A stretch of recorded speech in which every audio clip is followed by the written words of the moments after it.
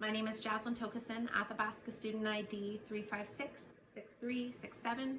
This is HLST 320 assignment 3. My student Jane has approached me, her preceptor, in regard to a medication error she has committed.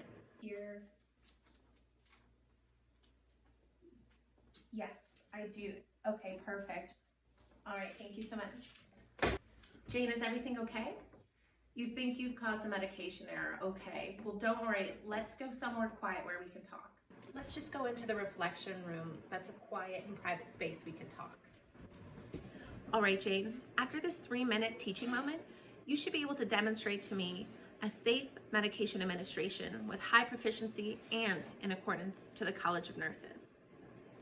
All right, Jane, so I understand that you made a medication error. Can you tell me what documents you would use as a guide for safe medication administration? Okay, any others you can think of? Yes, that's a great one. Those are some great options. Can you tell me the steps to a safe medication administration?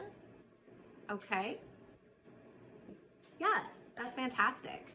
So I'd love to take this opportunity to reflect on the medication error that occurred. Could you tell me a little bit more about it?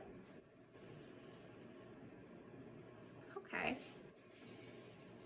I understand that. And what steps did you find difficult, or what step kind of tripped you up in the medication administration process? Okay. Well, why don't we take this opportunity to do a little bit of role play, and I can walk you through that step and show you the techniques that I use, and I can watch you do a few of those steps as well. Okay, sounds great. All right, Jane, now that we've had the opportunity to recall some of the safe medication administration steps, as well as reflect on the difficulties that you had with your medication administration and role play some of those techniques, why don't we go through an entire simulation of a safe medication administration?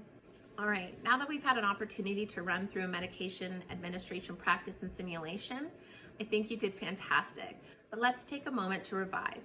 Are there any steps that you felt you had difficulty with? Okay. Anything that you want to go over? So some of my feedback was to just make sure that you're keeping the patient label and the patient chart side by side to check.